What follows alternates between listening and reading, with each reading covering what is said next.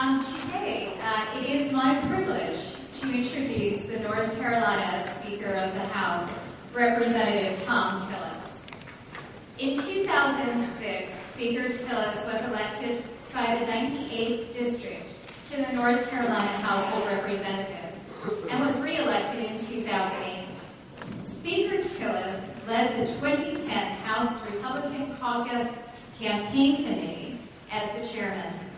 His efforts as committee chairman helped Republicans win a majority in the North Carolina House for the first time in over a decade.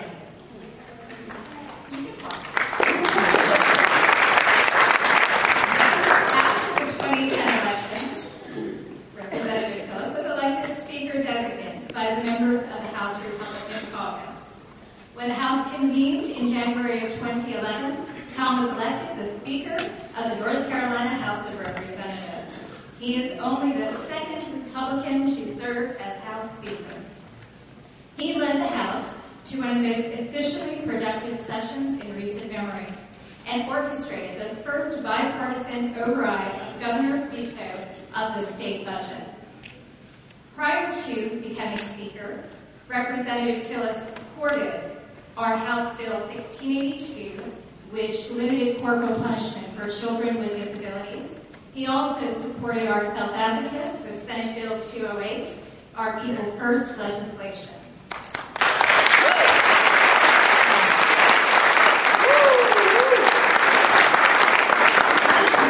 Speaker Tillis guided the passage of House Bill 344, our tax credit bill for children with special needs, through the last 2 critical weeks of this session. His leadership moved this bill through the Senate as well. Speaker Tillis has shown a willingness to listen to the concerns of families and individuals with developmental and intellectual disabilities. He continues that today by agreeing to be our keynote speaker. Ladies and gentlemen, please welcome Speaker of the House, Thom Tillis.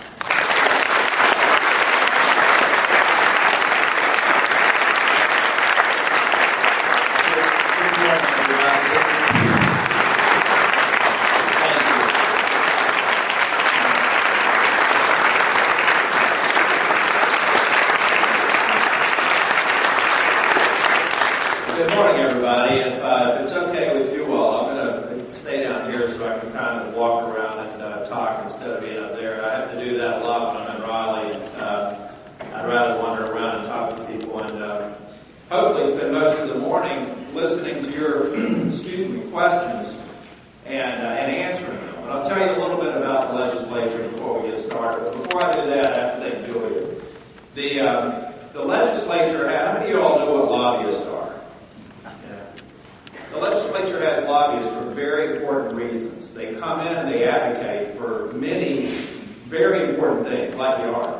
And Julia is by far one of the most professional, well-respected people that walks the halls of the legislature. And you all should all be very thankful that you have her as your voice, because she's been a friend. I've known her actually since I was a freshman 4 years ago. I count her as a friend. I also count her as a very professional, effective spokesperson for you all, and I hope you will join me in thanking her for her work.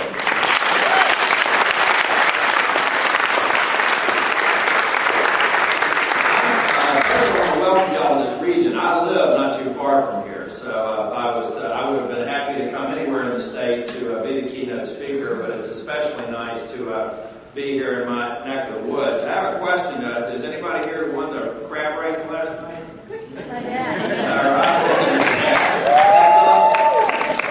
That's awesome. I do. We go to the beach every year, and we don't do hermit crabs. We'll have blue crabs and stuff. We do our own races, so I've got a little bit of expertise there. I would have been happy to participate. Maybe next year I can if you do it again.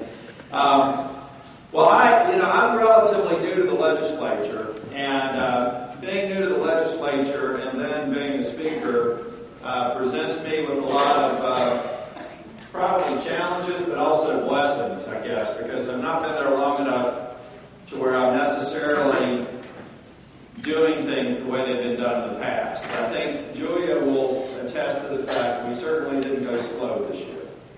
We moved very quickly. And One of the reasons we want to move quickly is that we're in a financial crisis. We had nearly $3 billion between taxes that we felt needed to be sunset based on commitments in the past, and we had $1.5 billion in federal funding, all of which went away on June 30th. So we came in with some $3 billion less money to spend than we needed. And we're trying to strike that balance between ensuring that the most vital services continue to be provided and trying to do our very best to make sure that the economy and jobs and businesses continue to be successful so that we do have more money to do that in the future. It was a challenge. Many times it's heartbreaking, some of the discussions that we have to go through to actually get to a budget. But we got to one, and I think it's one that we can build on, but it's certainly not perfect.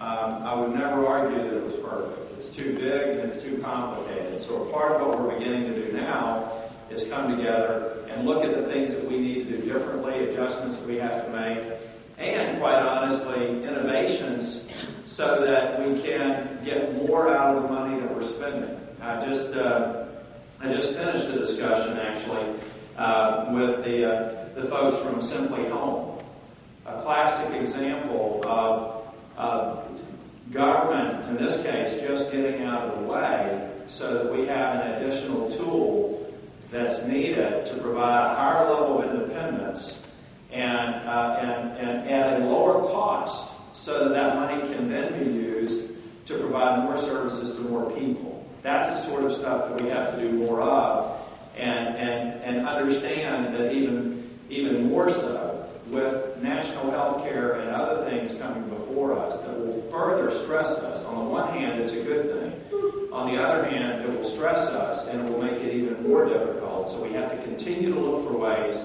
to get government out of the way and to provide people with the resources, the flexibility, and the freedom that they need just to apply common sense. And I think Simply Home, when I just met with them before I came in here, and they were describing to me the technology and how it's worked in other states. And the first question that I asked after they finished describing it is, why is it just a no-brainer?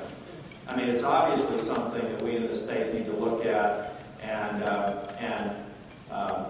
take advantage of, exploit, and find more opportunities. So that's something that we can work on and we will work on.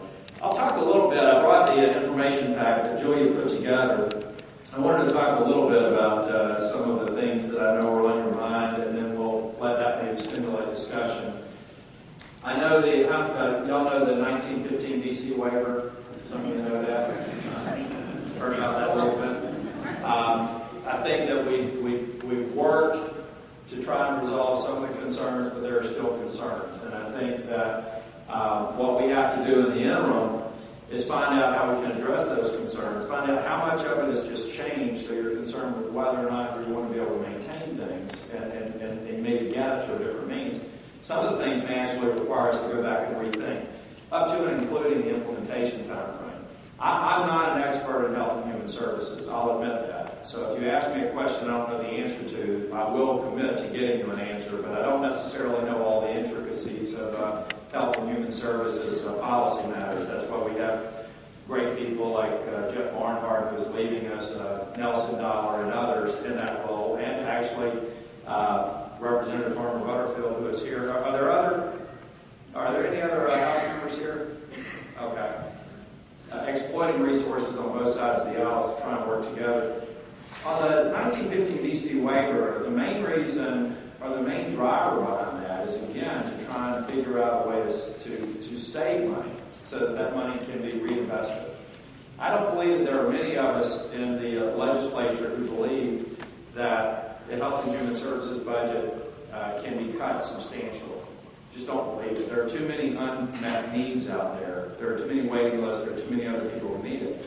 So the question is, until we're in a position to where we have more money to spend, how do we get more productivity out of the money that we have? So the whole idea of the 1915 DC waiver is not to go take that money and spend it somewhere else, but it's to free that money up and to address the greater basic needs that are out there.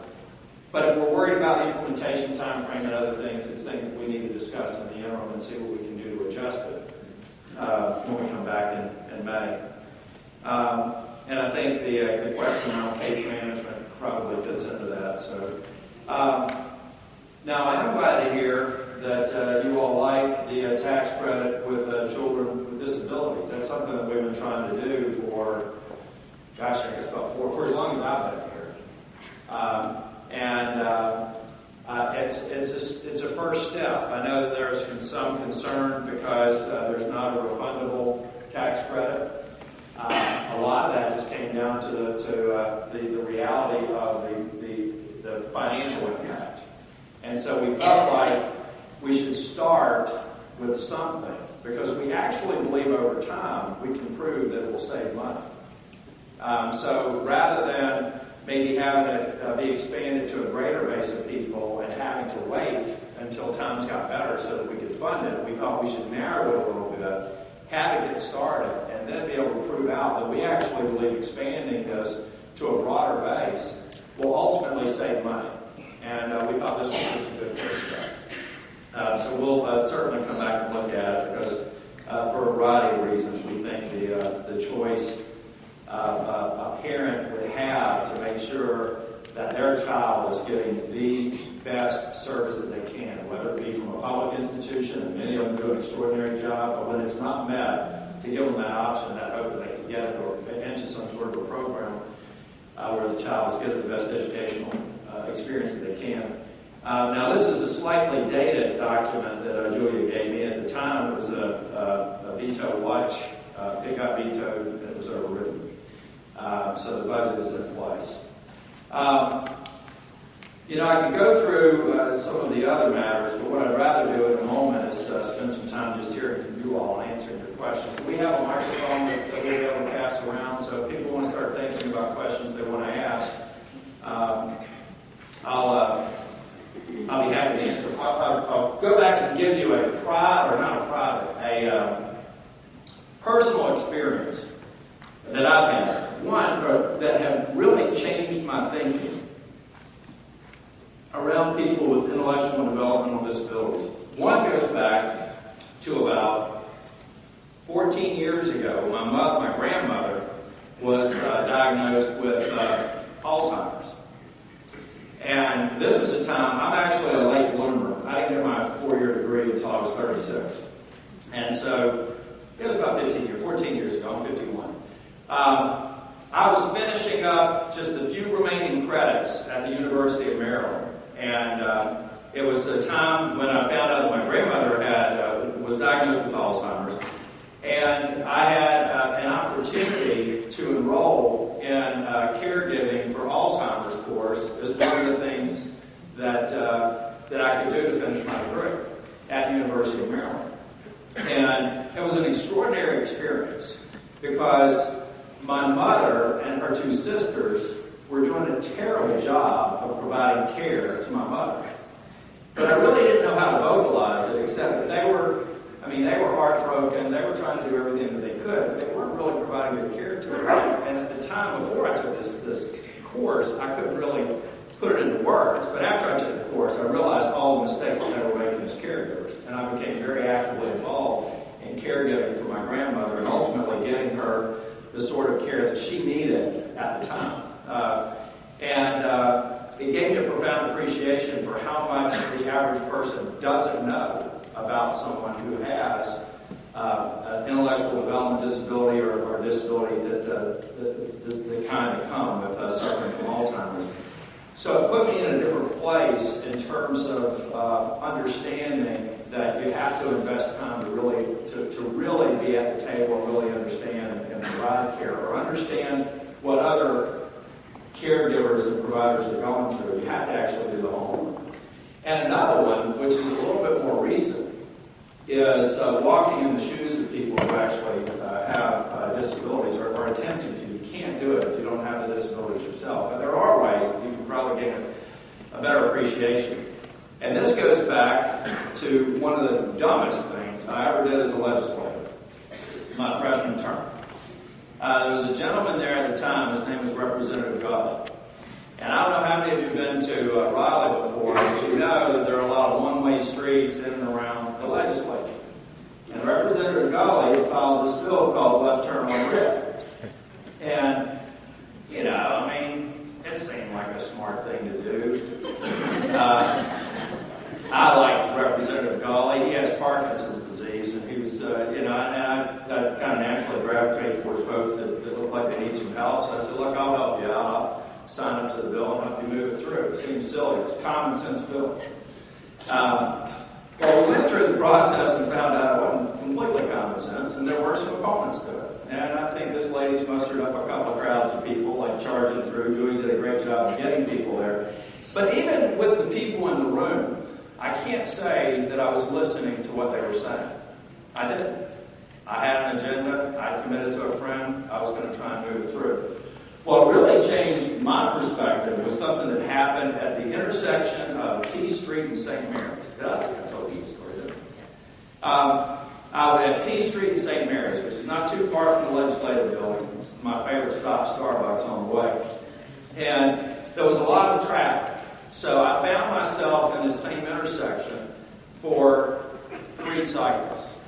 Well, after the first cycle, there was a blind gentleman who was at the intersection. Very busy, a lot of traffic, people moving in every direction. The lights cycled, he stood there, didn't move. Went through the cycle again, I couldn't go, I was in a turn lane, so I was held up, the light cycled, he stood there and didn't move. And on the third turn, on the third try, I actually pulled over. It's a gas station right there at the corner. I pulled over and went up to him. He didn't know who I was, obviously. And I asked him, I said, sir, can I give you a hand? He said, yeah, I can't make heads or tails of whether or not it's safe to cross the street. And that was in a time when I thought, man, I mean, you can't really understand what somebody's going through until you actually see it. It seemed like that extra 10 seconds or 30 seconds that I may get at a red light pales in comparison to having somebody go to an intersection where they think they could safely cross. So I went back and told Jim, Representative Gawley, I'm not with you. I think we need to really probably step back from this. But those are 2, I think, very clear examples where doing the homework, or at least really looking at things through the eyes of the people who are affected, can have a profound effect on them. Probably the last one, and it's also one that makes me realize that we have to come to these meetings and we have to engage and talk, is something that happened to me personally back 3 years ago. I don't know if I've told you this story. 3 years ago, I was diagnosed with an incurable, potentially fatal, but treatable disease. It's called Wegener's granulomas. It's a vasculitis disease. And it required me to be, it was after our first long session, it required me to be in the hospital for a few days before they got the diagnosis. But then I was put on steroids for high-dose steroids, 100 milligrams a day for 6 months. And people who know me know that I'm already kind of a high-energy, sort of type A person. When you put me on steroids, I'm like a Hulk Hogan, high-energy, person. And so I'm kind of aggressive and probably downright mean. But what happened, though, is I experienced something called pharmacologically induced mania, where I literally had for as long as I was on this medication, which was for 6 months, mania, where I had high highs, king of the world, literally my own intellectual development disability. And it was amazing because I felt like everybody in the world was abnormal except for me. And so I had to deal with that. And I dealt with that for 6 months. And then I was abruptly taken off of the steroids. And for a period of about 2 months, I had clinical depression because of the withdrawal from the medication. So that, gave me one more level of association and insight that I wouldn't have had without it. And as miserable as it was at the time, I really feel blessed to have gone through it because it does change your perspective and dealing with issues that many people are challenged with. So with those sorts of things, I try to share those stories because I share them with my members and saying, if you haven't been there, go as far as you can go to be there and understand it. It will make you a better legislator, and it will put you in a better position to make good policy. We continue to have problems. We will as long as the economy is down, but we can always have compassion. We can always try to do the right thing, and we can always apply common sense for things like Simply Home and other things. And most importantly, we have to understand that just because we got elected the day later, we're not the experts. We just got elected. And except for a handful of people in the legislature who actually do have some health and human services experience, we have to come to people like you to find the right path to good policy. And so that's the main reason I'm here today, to continue the dialogue and get more people involved. Now with that, I'm happy to answer any questions, take any barbs. They can be tough questions. They can be nice questions too. But I'm happy to answer any questions. Start over here. You look like you were ready first. Oh, this is scary. I wrote this down because... Oh, boy. I wrote this down because I didn't know how to get it all. There were really two pieces that I wanted to talk about. I think I'll start first with case management. I was one of the first persons in the state to fight for privatization of case management, and the reason why was after my son had gotten, I have a son with autism, Asperger's syndrome, a zillion other diagnoses, and after we got capped approximately 2 years, they decided, oh, he's doing better. Oh, that was because of the cap. So they decided to take away his services. When I say that, that was back in the days of Trent. And we went to the initial hearing, and I walk in, and who is testifying against us now? The case manager, the person I thought was the advocate for my son. And in fact, she didn't even show up to the, there's a meeting, an annual meeting to decide whether you can get it. I went in by myself and talked to the teachers and everything. And apparently, they didn't want to give it to me either. But I did sue, and I did get his services continued.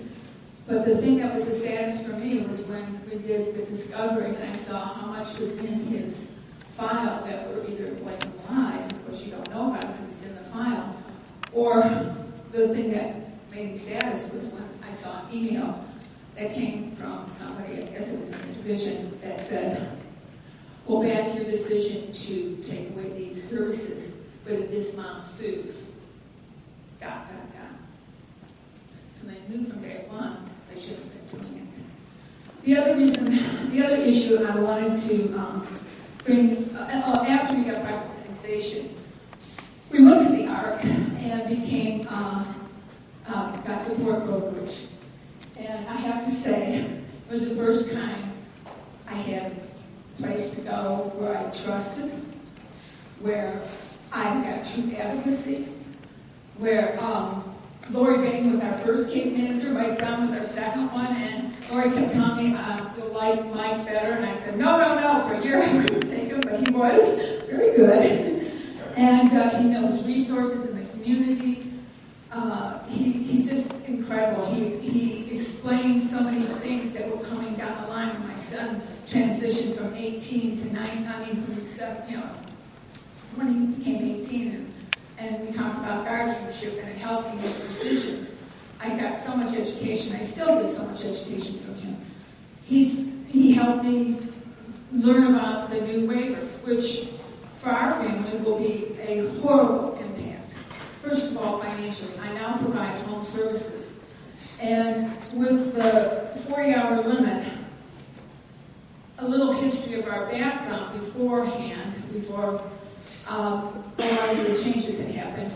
We were with an agency, and for the first 2 years, my attorney asked me to write down how many caregivers we had for my son, and we were 32.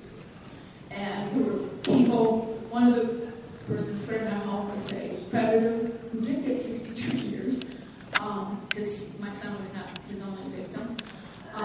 But people who stole money from us, borrowed money. And then we found a wonderful caregiver. Unfortunately, I encouraged her to become a resource teacher, and so now she's a respite person. And the last 2 years before he turned 18 and I was able to get services, I went through 6 people, could not get anybody who was, who got it. And we have a behavioralist. I took over a year ago. A year ago, my my son had 0 hospitalizations. Oh, going back. The first year we discovered what had happened to him, 13 hospitalizations, and continuously, every year, hospitalizations. Before I took over, we had 70 some odd days of school missed. Once I took over, he has had 12 to 14 school absences. He's on AB honor roll. He was nominated for most improved students. He became a mentor advocate for middle school kids with autism through the OCS internship. And he's a tremendous self-advocate. He interviews as case manager. And it's just been an amazing change. I don't think anybody expected the improvement over home, when I took over home supports. I didn't expect it. And I guess my question is, all these changes, I think it's not only, we fought for all this stuff, and it's not only devastating to my family, I know it's got to be that way across the state. And it's not going to cost the state any more to allow me to do these home supports like I have been doing than to work 40 hours and then try to find somebody else to do the other couple days. I'm not going to get anybody, and certainly not for the reimbursement rate. Of course, for me, the reimbursement rate is just, that's gravy. I shouldn't say gravy because we depend on it now. I don't know what we can do, but I think something has to be done, or else it's going to cost the state more, because my son will end up in those hospitals. If I get that mic over to Julia, and we'll come back for another question, but over to Julia. Julia, what do we need to do differently? We've just heard this. I've said I'm not an expert. I mean, a part of what we were doing was trying to drive cost out. But if we're driving cost out at the expense of the outcomes, then what do we need to do differently? What do we need to do? What would you go and tell Representative Dollar or Representative Burr and others that they need to rethink and look at, still with the objective of trying to figure out a way to save costs, but not at the expense of, in your situation, doing wonderful things. And thank you. You acted a little bit nervous, but you did a great job of asking the question. And thank you for what you're doing for your son. So, Julia, what would you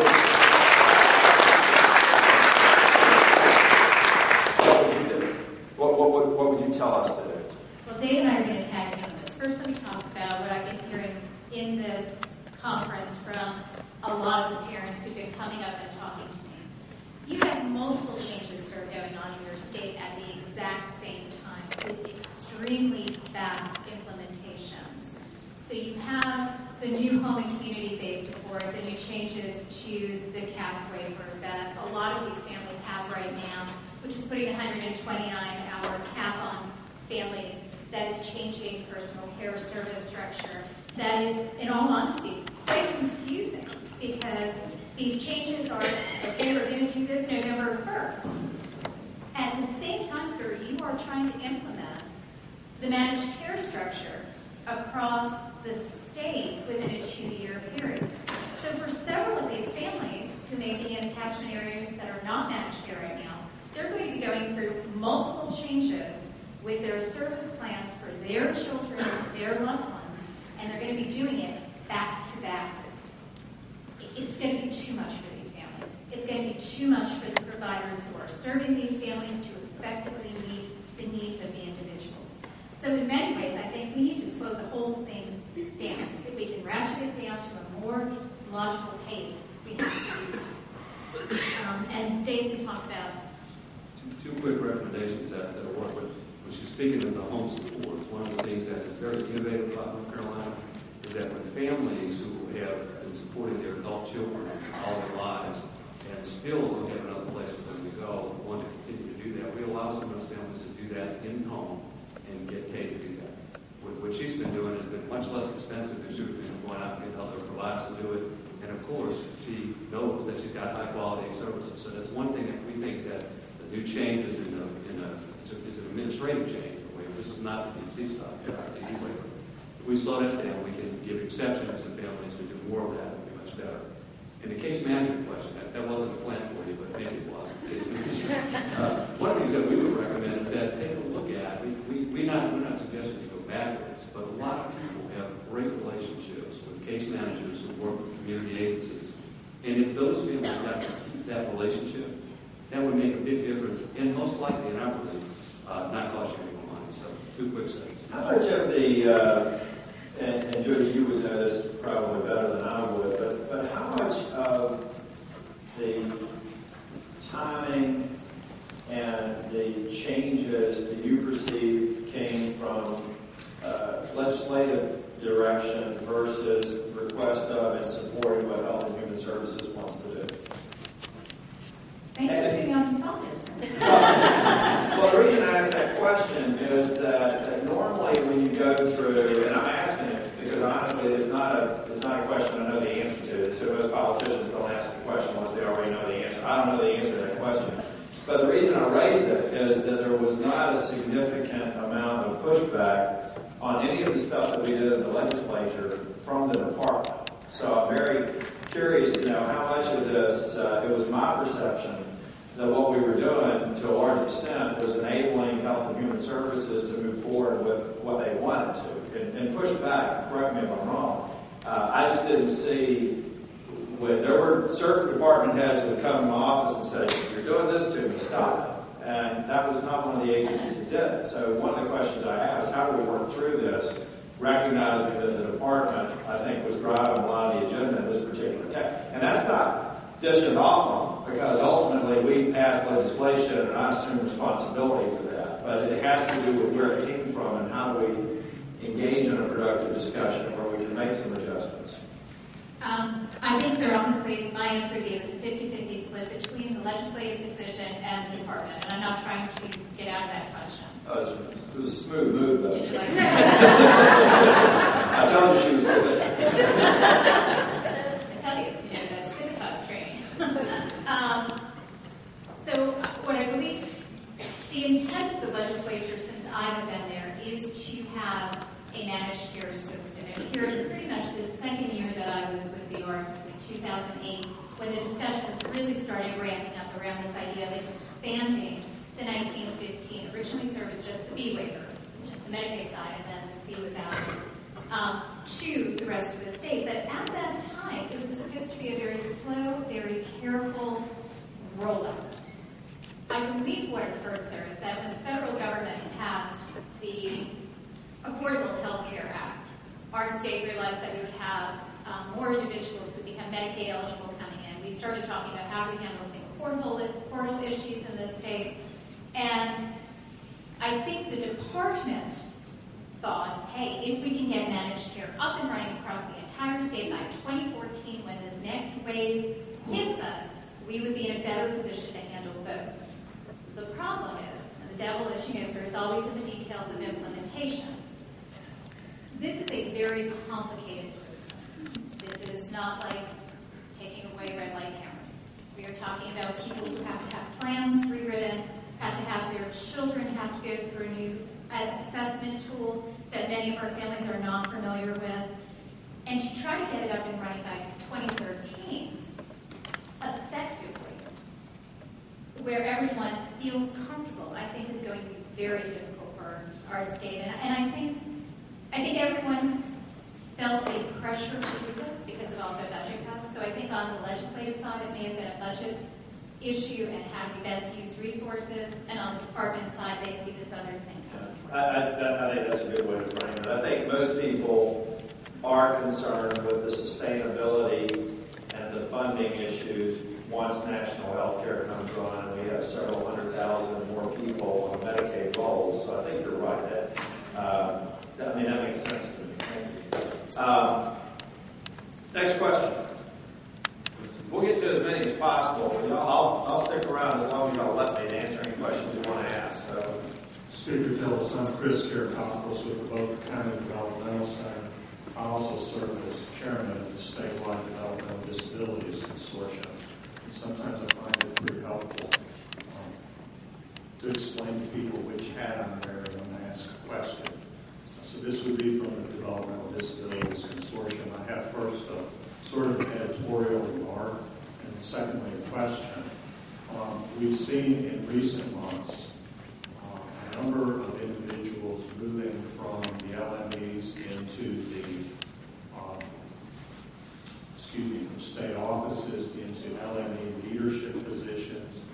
some people moving out of LMEs into private practice and private consultation positions. And I would simply ask that the legislature be sensitive to the potential for conflicts of interest that may appear, particularly as people might seek state contracts for consultation services.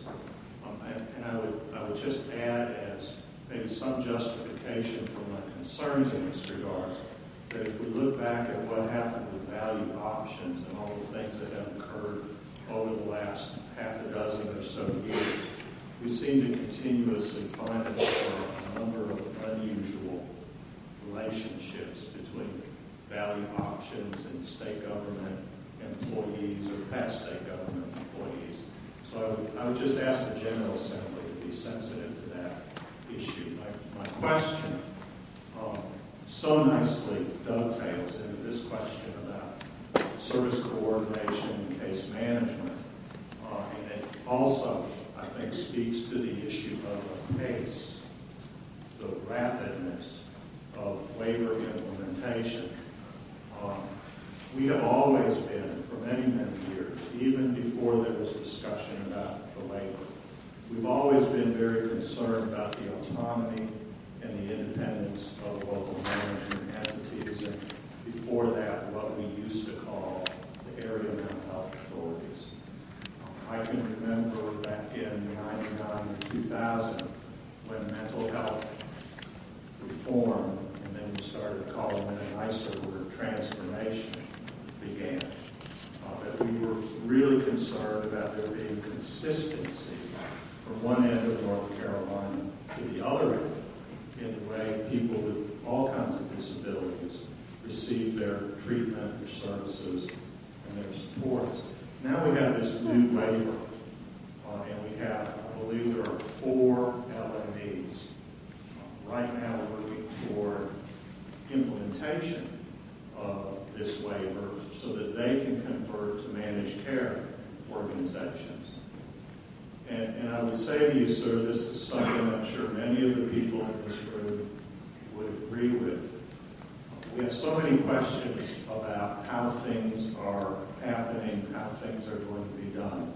When we go to the LME and we ask them specific questions, we're very often redirected to the Division of Mental Health and Developmental Disabilities and Substance Abuse. And when you take those very same questions, and you go to the Division of DMH, DD, and SA, they very often will redirect you back to the LME.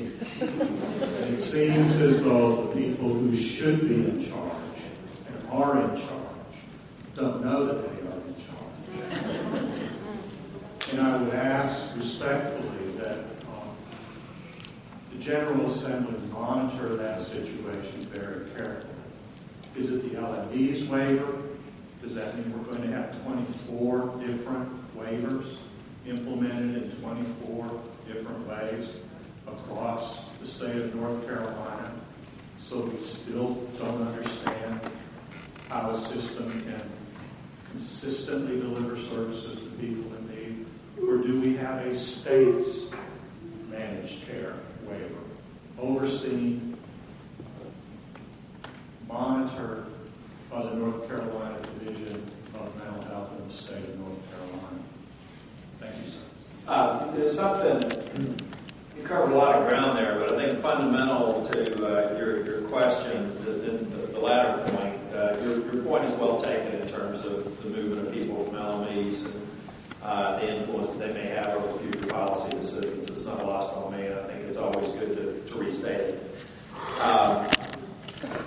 I think one of the things that one of the things I've requested from the people on our Health and Human Services Policy Committee and the Appropriations Committee is to draw me a map of how all this stuff gets implemented and what actually has to occur. Explain to me how these things that Health and Human Services has requested, things that the legislature has moved forward with, how they actually fit together.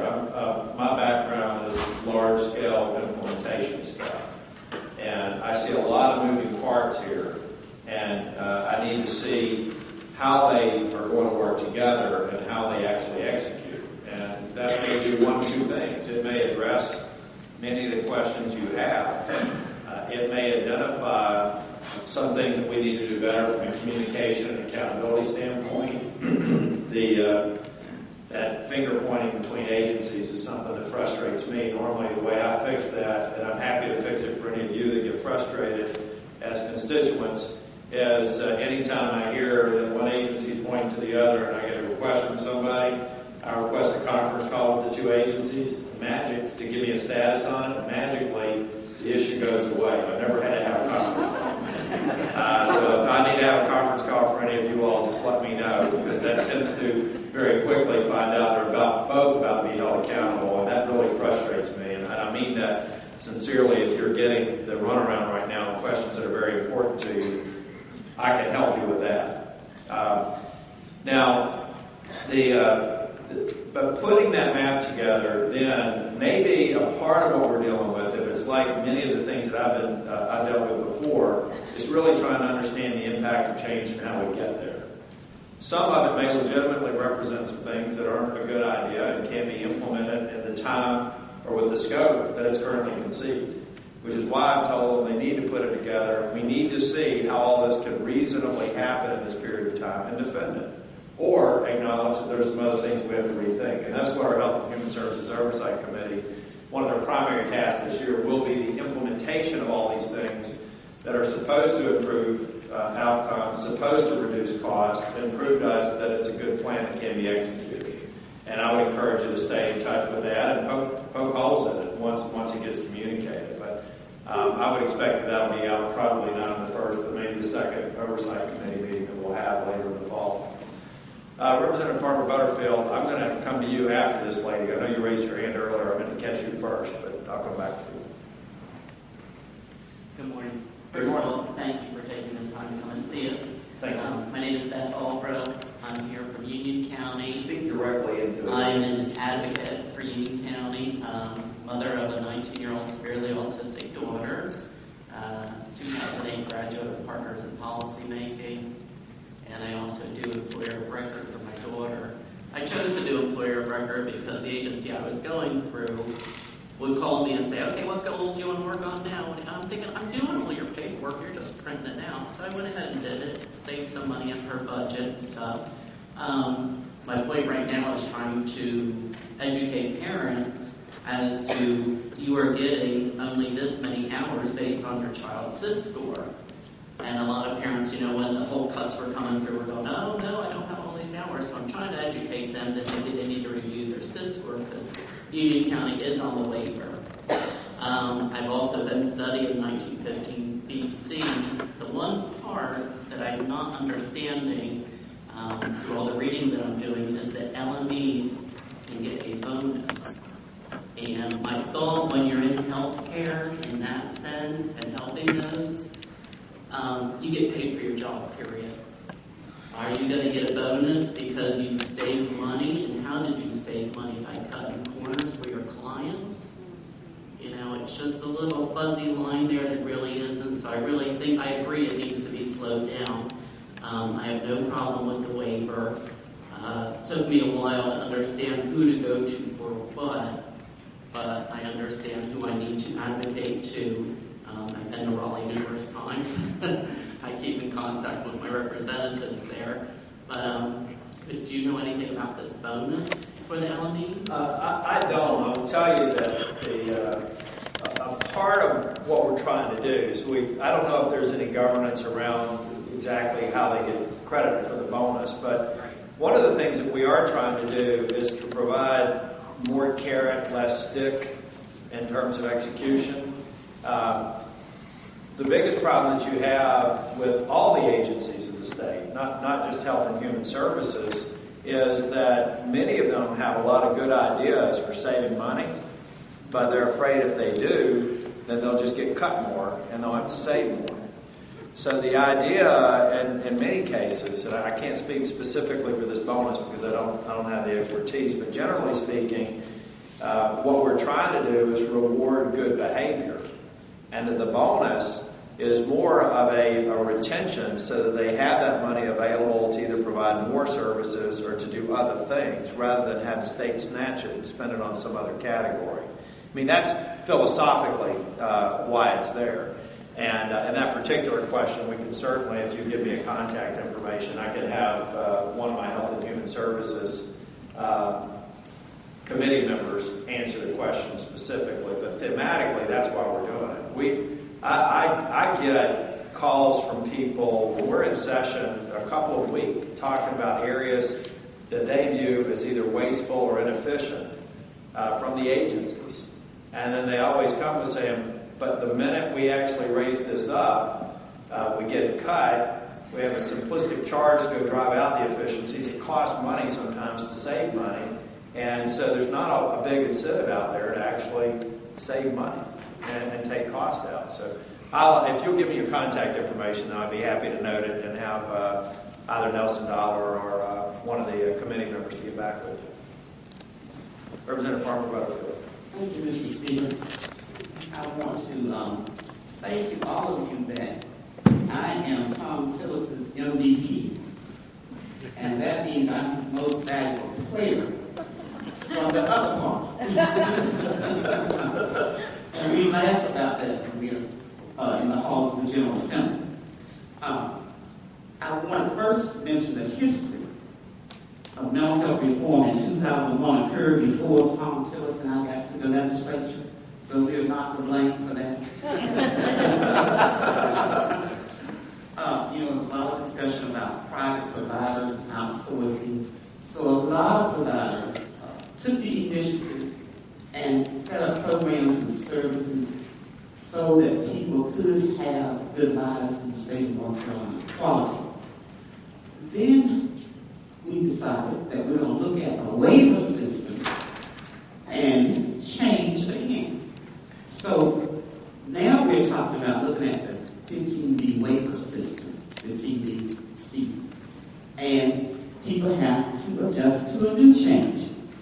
And indeed, those people who are getting case management, who are very pleased with their choice of who they selected to provide those services, are going to be negatively impacted upon because the LND may or may not contract with those providers.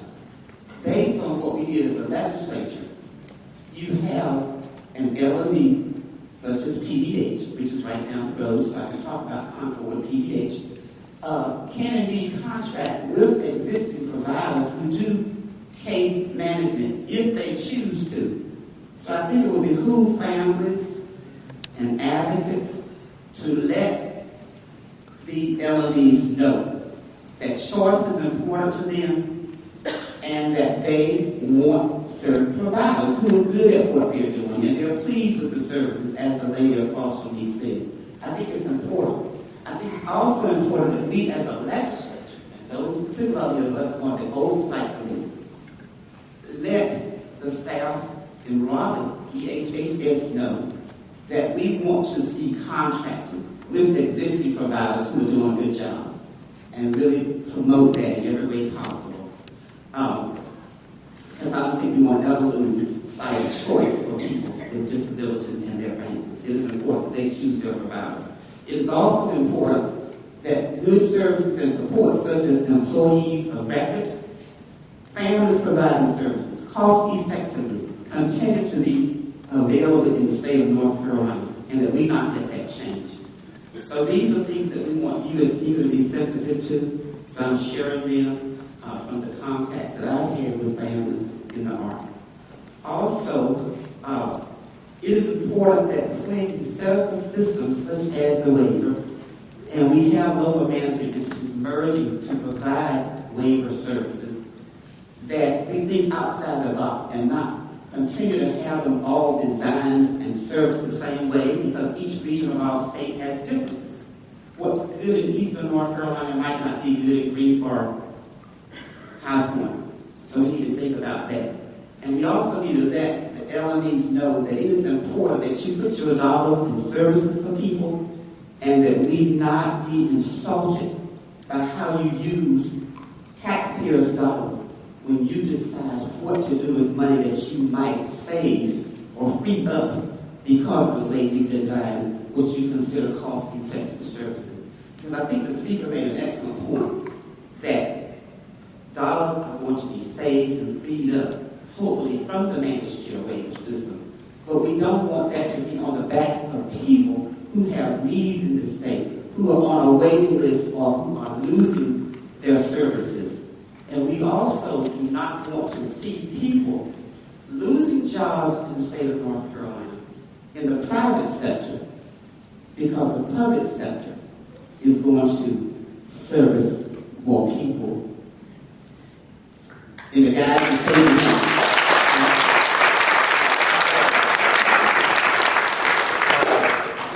I actually agree with everything Representative Farmer Butterfield said, so there's no need to elaborate on it. I think that the thing that we need to think about is just as the representative was talking, I actually don't believe that we spend enough on health and human services needs in North Carolina. I think that the fact that you have waiting lists, the fact that you have people taking matters into their own hands, I mean, there's a litany of examples where needs are being unmet. Now, I also believe that we're not doing it as efficiently as possible. I believe that there is abuse and people, and it's the worst form of abuse if you think about it. And I'm not talking about just in intellectual development disabilities sector. I'm talking about all across HHS. And we have to work to get that out. Not so that that money can go somewhere else, but so it can be actually put in the hands of people who have chronic needs that the state needs to help with. So it's critical. On the one hand, I do agree. There's probably only one thing that I would take a slight exception to. Let's make sure when there is a difference between what has to happen in Wilmington and what has to happen in Charlotte, it's because it needs to be different, not just because somebody wants it to be different. Because when it needs to be different, then you're satisfying or you're addressing a specific and unique concern.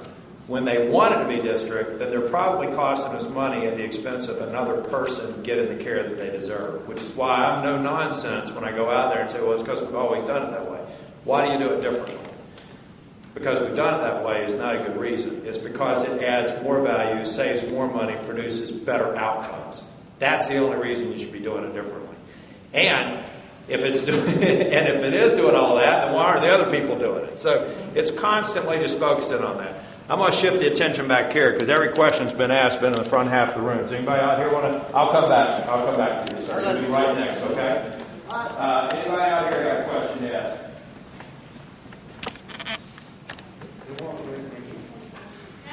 No?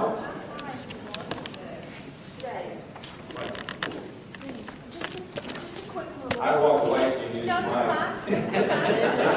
No, I'm just curious. Now we've been asking you and the state what you can do for us and all. What can we do for you? How is it that we can make things a little better for you? Because I've been kind of impressed by you today, but I promise you I continue to not be impressed. Well, I think a part of what we have to do is to. I think there's a compliment in there, so I appreciate it. You're not near as bad as I thought you'd be. I think a part of what I'm really asking for. I'm not long for politics. I've only been here for 4 years. I'm only going to be here for 3 more. I've term limited myself. I'm not going to come back. I could be here, I guess, for as long as I wanted, as long as I get reelected, but I'm not coming back. I'm going to be here for maybe 3 more years to actually try and do something a little bit different, and that's to listen and apply common sense. And what I would ask you to do is open your mind and your heart to some of the changes, and don't oppose everything. Unless there's a real good reason, going back to, because it's silly. It's going to reduce the quality I can provide my child or my patient or or it's going to cost more money, and come back and communicate in a productive way that lets me act on it. If you just charge through and say, I hate everything you're doing because, that doesn't help me. It doesn't help me make better policy. It just creates more noise in the system and less positive change.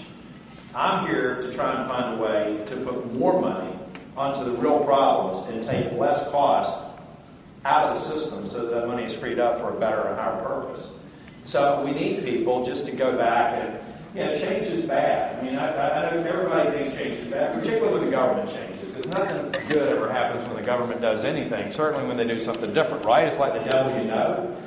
But if you go back and look at some of the stuff that we've implemented, try and triage it and say, okay, I'm willing to give this a chance because the current process isn't exactly working. In other cases, say this is bad policy because, and give me a lot of good examples that I can then go back and challenge my members to apply some common sense. I'm not ashamed to look at a decision that we made over the 83 legislative days and say some of them did, give it more information, give it more insight, don't make sense. I'm not ashamed to change direction or rethink direction if confronted with facts and good compelling information to act on. But make sure you separate the emotion and the desire to keep things as they are from real facts that help us drive good policy. Because at the end of the day, and I was literally in this same room 2 days ago, speaking to the hospitality industry. And, they consider hotels, motels, convention centers. And they were talking about, they were frustrated because their budget got cut, the hospitality industry. And they were frustrated because they said, if we had $1 million, we could make that $17 more million come to the state. I said, great, where do I take it? Where does that money come from? Do I take it from Health and Human Services? Do I take it from education? Where do I take that money from? I tell you that because we're constantly challenged with a lot of great requests that in isolation make sense, but in the scheme of all the things that we have to do, 54% of the budget going to K through 12 education, nearly 24% going to Health and Human Services. We have so few options that we just got to work together a little bit more and stop the one-upsmanship. A lot of what goes on in politics is win-lose. I don't believe in win-lose. I believe in compromise. And I believe that we've got to balance the very real concern. I do believe the Secretary Chancellor stays up at night worrying about what Health and Human Services looks like in 2014. There's a big unknown out there. And a lot of this and the speed and everything else is driven by that uncertainty. But the more we get people together, let's go back and challenge the implementation time frame. Come in and look at what we're doing.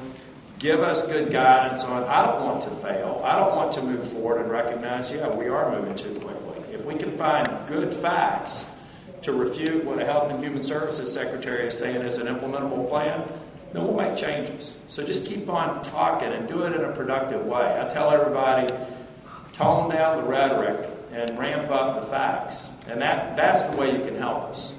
And then press the panic button every once in a while if you think people aren't listening. Get people like Julia. Julia's got my ear. I listen. Do everything we can to help. I promise this gentleman he'd be the next one to ask a question. Bring it up here. I want to say one thing on doing that. Last question with David. The arc of the history of wanting to work with the legislature to find solutions.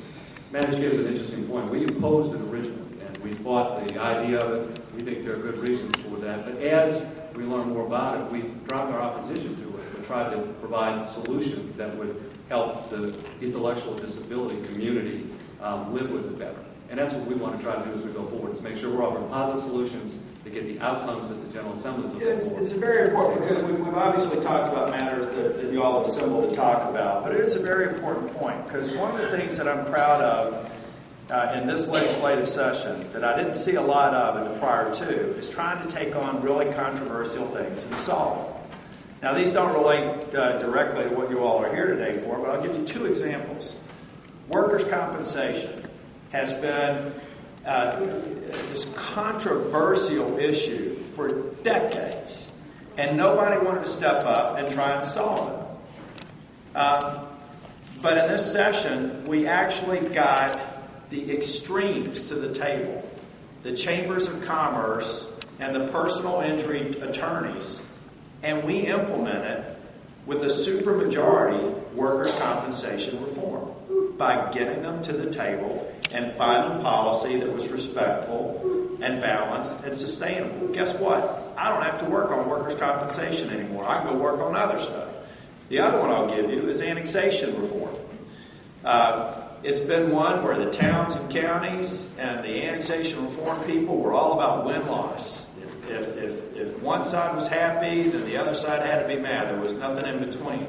And this year, we did it again. Those are two major examples. They don't relate to health and human services, but they are examples of what people thought were intractable positions where we got people in the room and we actually compromised. And I know there are a lot of people in either party that think compromise is a bad thing. I don't. I think that that's what you do as a policymaker.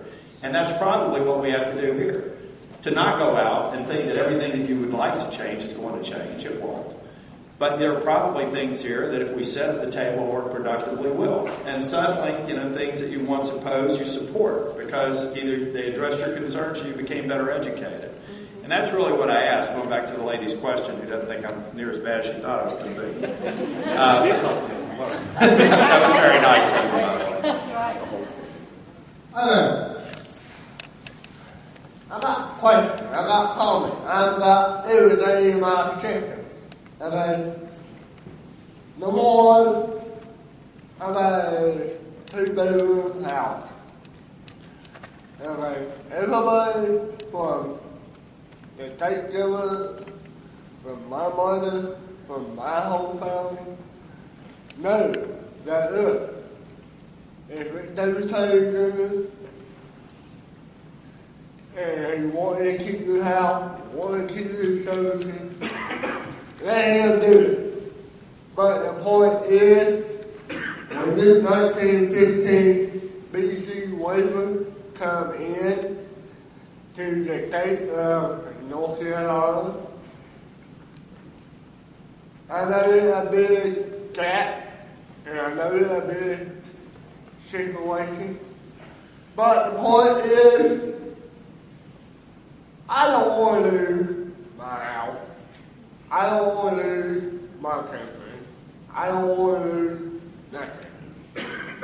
But the point is, the case manager, is it going to also make it a rollover? Or is it going to be like... You're saying the change in case management? Yes. Speaker, I might can help you, David. I know a little bit about his circumstance too, and sometimes over here. He is facing changes in his cap plan, which you heard earlier, that he's worried will take away some of the gains he's had. David is a homeowner, and he also has his own business that relates to NASCAR. He provides water to people as they sell water to people at NASCAR races. So he's a great success story in North Carolina, and he's concerned about the changes and whether they'll take away what he's had and what he's achieved.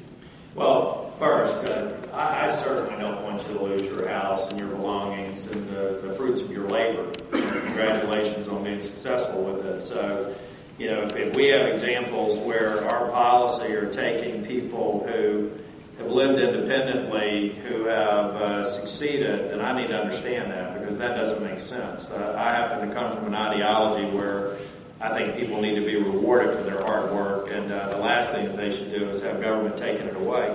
I don't know if you know this, but there's even a provision in the North Carolina Constitution that says you're entitled to enjoy the fruits of your labor. So I need to know more about it if that is a real threat. If it's a concern for you, Julia, this is something that we can pursue. On the case management question, Dave, again, I'm not an expert in health and human services, and I can't answer the specific question, but to say that we could get back and follow up unless Julia or Dave, somebody has other additional comment they want to make. Yeah. That's our last question. We like you. You want to say some closing words? Yeah, that's fine. Well, I'm happy, like I said, until y'all give me the hook, I'll answer questions. But yes, sir. Okay. no. I thought you had a question or a comment. Okay, why don't we do one more? One more. Okay, yeah, you well today? Emily, got that one.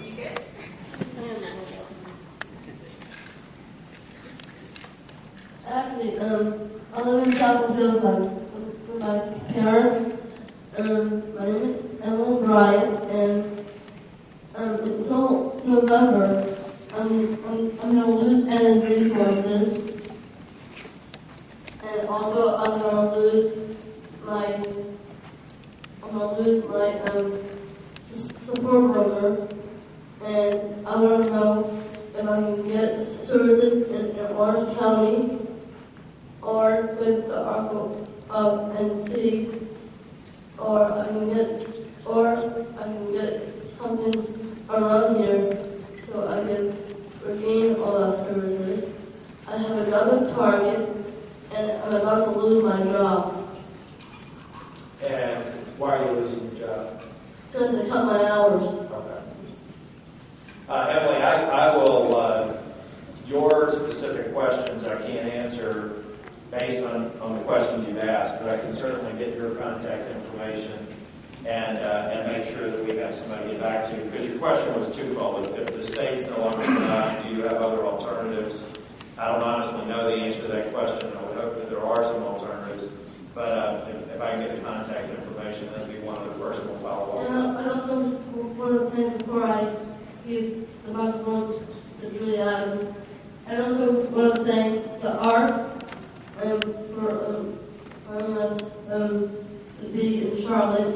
And I also want to say this is Emily Bryant, and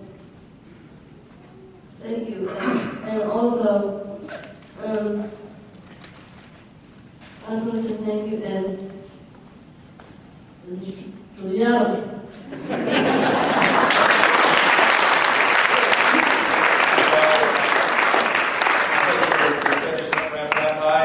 I want to thank everybody for allowing me an opportunity to speak with you. I understand that some of y'all got mushed out of the breakfast room to come over here, so if your breakfast got cut short, sorry about that. But I hope, if nothing else, you understand how important it is to educate our legislators and to engage in a productive, respectful way. And to kind of open your mind and open your heart to changes, when at least to the rationale behind it. And if you do, and the other side does the same, what will happen is both will change. I mean, both will come closer together. And in these issues, that is what we have to do. Because the win-lose philosophy of politics is awful. It gets nothing done, and it creates winners and losers. And I believe what we have to do is continue to work and balance the important questions and concerns you have with all the other things that we have to do as legislators. The last thing I'll do is thank everybody for what you do. The parents, the providers, I know that this is driven by love and support. Excuse me. So thank you. See you.